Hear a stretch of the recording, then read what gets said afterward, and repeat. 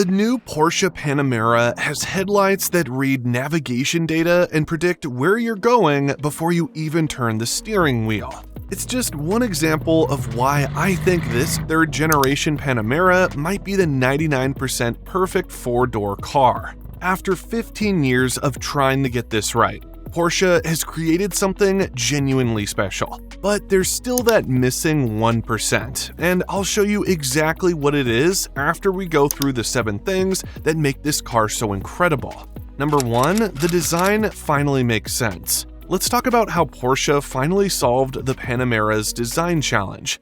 They've managed to make this look sleek and sporty without turning it into a fastback that nobody over 6 feet can sit in comfortably. The front fascia is sharper, more aggressive, but not trying too hard.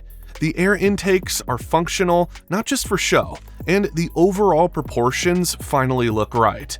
The side profile flows better than ever before, with a roofline that doesn't compromise interior space for the sake of looking sporty. Even the rear overhang has been shortened, making the car look more planted and athletic.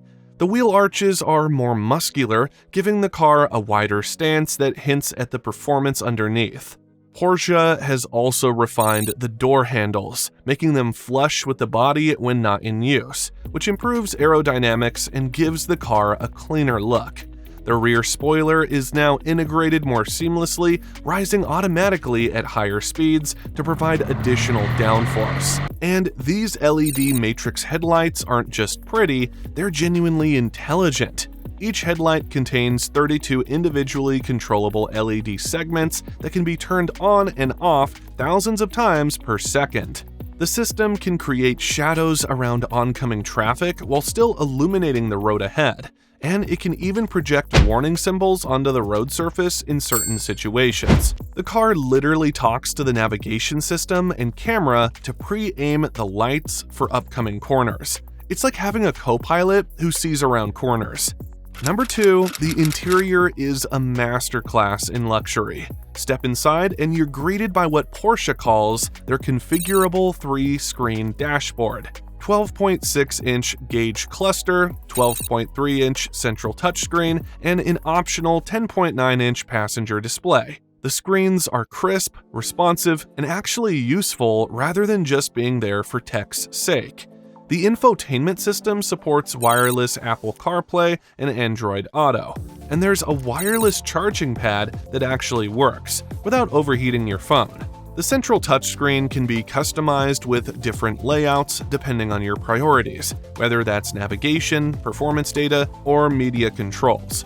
The passenger display allows your front seat passenger to control navigation, music, or even watch videos while you're driving, though the screen is angled so the driver can't see it. But here's what impressed me most. It's not just about having screens everywhere. Look at this stitching. Feel these materials. The leather is soft, but doesn't feel like it'll wear out after a few years. The plastics that you do find are textured and feel expensive to the touch. Porsche offers multiple leather options, from standard hides to exotic combinations with contrasting stitching. The seats offer 18-way adjustment with heating, cooling, and massage functions that actually provide meaningful relief on long drives. The massage function has multiple programs, from gentle relaxation to more intense muscle stimulation. The front seats also have memory settings that can be linked to individual key fobs, so the car automatically adjusts to your preferred position. This is what happens when you balance sports car heritage with modern luxury, and somehow make it feel completely natural. The ambient lighting system has 64 different colors and can be synchronized with the audio system for a more immersive experience. The sound system itself deserves mention, with the available Burmester 3D sound system featuring 21 speakers and 1,455 watts of power, creating an audio experience that rivals high-end home theaters. Even this gear selector is inspired by the 918 hypercar, in a 4-door sedan. That's the kind of detail obsession that separates Porsche from everyone else. Number 3, the performance numbers are absolutely mental. Now, let's talk about what's under the hood, because this is where things get properly mental. The base Panamera starts with a 2.9-liter twin-turbo V6, making 353 horsepower. Respectable, but this isn't the only one you want. The V6 uses a hot V configuration, meaning the turbos are mounted between the cylinder banks for better response and packaging. But for the full experience, you want something more powerful. No, what you want is the Turbo E Hybrid, 512 horsepower from a 4.0-liter twin-turbo V8, plus 187 horsepower from an electric motor. Total system output is 670 horsepower and 685 pound-feet of torque. But it's not just about the numbers on paper. The way this power is delivered is what makes it special. The electric motor fills in any turbo lag, so throttle response is immediate. The 8-speed PDK transmission shifts faster than you can blink, and the all-wheel drive system can send power wherever it's needed most. The transmission also has multiple modes, from smooth automatic shifts in comfort mode to lightning-quick changes in Sport Plus that feel almost violent in their intensity. The launch control system can be activated with a simple button press, and it manages power delivery perfectly to achieve consistent acceleration runs. 0 to 60 in 3 seconds flat, in a car that weighs over 5,000 pounds. That's properly quick, but here's the thing, it doesn't feel brutal or unrefined. It feels effortless, like the car is barely trying even when you're doing something that would be considered assault in most other vehicles. The sound is intoxicating too. A proper V8 rumble when you want it, but complete silence when you're running on electric power alone. The exhaust system has active valves that can make the car whisper quiet or let it roar, depending on the drive mode and your right foot. Number 4, the suspension technology is from another planet. But wait until you experience this. It's called Porsche Active Ride Suspension, or PARS, and it's available on all the hybrid models. This isn't just adaptive dampers or air suspension. This is a fully active system that can predict what the road is going to do and prepare for it.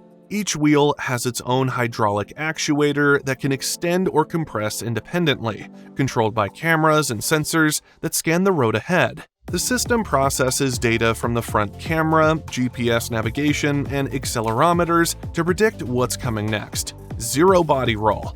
The car stays completely flat through corners. But here's the really clever bit. In hybrid mode, it actually banks the car into corners like a motorcycle or a high-speed train. The banking angle can reach up to 5 degrees, which might not sound like much, but it completely transforms how the car feels through corners. The system uses hydraulic actuators at each wheel to virtually eliminate body roll in sport modes and can even lean the car into turns when you're just cruising around. It can also level out road imperfections before you even feel them, making even the worst roads feel smooth. The system works so quickly that it can react to bumps and dips faster than your body can register them. When you hit a pothole, the suspension extends the wheel into the hole while keeping the body level, so you barely feel the impact. The system can also lower the car at highway speeds for better aerodynamics, then raise it automatically when you slow down or encounter rough roads. Number 5, the steering and handling defy physics. Combined with rear axle steering that turns the back wheels in the opposite direction at low speeds, this 17-foot-long luxury sedan handles like something half its size. The rear wheels can turn up to 2.8 degrees in either direction, which dramatically reduces the turning circle. At higher speeds, those rear wheels turn in the same direction as the front wheels, making the car feel more stable and agile through fast corners. The transition between these two modes happens seamlessly as speed increases, typically around 50 miles per hour. The steering itself is perfectly weighted, with enough assistance for easy parking, but enough feedback to let you know exactly what the front wheels are doing. The variable ratio steering rack means you get quicker response for tight corners, but stability on the highway. It's genuinely incredible engineering that you can actually feel working beneath you. The car also features torque vectoring, which can apply braking to individual wheels to help rotate the car through corners, working in harmony with the rear wheel steering for even better agility. Number 6, the hybrid system actually makes sense. And because it's a plug-in hybrid, you get 28 miles of official EV range, though in real-world testing, many people have managed close to 40 miles on a single charge, depending on driving conditions. The EPA rating is conservative, and in ideal conditions with gentle driving, the real-world range can exceed expectations significantly. The system is smart about when to use electric power and when to fire up the V8. Around town, it'll stay in electric mode as much as possible. On the highway, it blends both power sources seamlessly. You can also force it to save battery power for when you know you'll need it, like when entering a city center with emissions restrictions. The car can learn your regular routes and automatically manage battery usage accordingly. Level 2 charging takes about 3.3 hours to fully replenish the 25.9 kilowatt-hour battery. You can charge it overnight at home or at work, and for most daily driving, you'll barely use any gas at all. The onboard charger is rated at 7.2 kilowatts, which is faster than many competitors offer as standard. The regenerative braking is smooth and natural feeling, not grabby like in some hybrids. You can adjust the regeneration level through the drive modes, from minimal regen for a more traditional feel to maximum regen for one-pedal driving in traffic. And when the engine does kick in, the transition is so smooth you'll barely notice it unless you're really paying attention. The hybrid system also preconditions the engine when it predicts you'll need full power, so there's never any delay when you floor the accelerator. Number 7, the overall refinement is unmatched. So after spending time with this car, driving it in every conceivable situation, I was ready to call it the perfect 4-door Grand Tourer. The performance is staggering, the technology is genuinely useful, the ride quality is sublime, and the build quality is absolutely bulletproof. The paint quality is exceptional with multiple coat layers that create a deep, lustrous finish. The panel gaps are perfectly consistent, and every surface you touch feels expensive and well-engineered. The cabin is remarkably quiet at highway speeds with extensive sound deadening and laminated glass keeping road and wind noise to a minimum. Even the door closing sound has that solid, vault-like quality that you expect from a premium German car. The climate control system maintains perfect temperature regardless of outside conditions, and the air quality system can filter out pollutants and allergens. Every switch, button, and control operates with precision and feels like it will last for decades. Now, here's where we get to that missing 1%. But then I looked at the numbers, and this is where we need to talk about that missing 1%. The Turbo E Hybrid starts at $151,500. With options, you can easily push that past $200,000. Popular options like the PARS suspension add $6,890. The premium interior package is another $4,000, and if you want the fancy paint colors, you're looking at up to $3,000 more. Carbon fiber trim, upgraded wheels, advanced driver assistance features, they all add up quickly. The sport exhaust system is $2,950. The premium audio system is $5,190, and ceramic brakes are a staggering $8,520. Even practical options like the panoramic sunroof cost $1,710, and the head-up display is $1,920. By the time you add the options that make the car truly special, you're often looking at a $200,000 plus price tag. That's BMW M8 Grand Coupe money. That's Aston Martin territory. And while the Panamera is genuinely extraordinary, that price point puts it in a very exclusive conversation. Most people shopping for a luxury sedan are looking at cars that cost half as much. The depreciation on these high-end Porsches can also be steep, especially once the warranty expires and maintenance costs start to climb.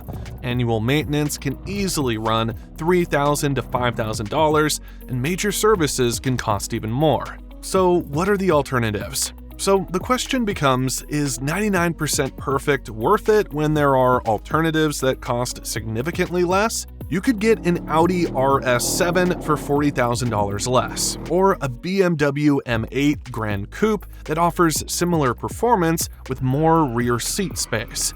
The Mercedes-AMG GT63S is another option that provides comparable acceleration and luxury. Both are excellent cars that do most of what the Panamera does for considerably less money. Here's my final verdict. The missing 1% isn't about what this car can do, it's about the $151,500 starting price that puts it out of reach for most people. If you can afford it and don't need massive rear seats or DC fast charging, then you get something genuinely extraordinary that no other four-door car can match. The Panamera combines sports car performance, cutting-edge suspension, technology, hybrid efficiency, and that distinctly Porsche character in a way that redefines what's possible. This car is for someone who wants the ultimate grand tourer and has the budget to match. What do you think? Is 99% perfect worth $151,500 and up?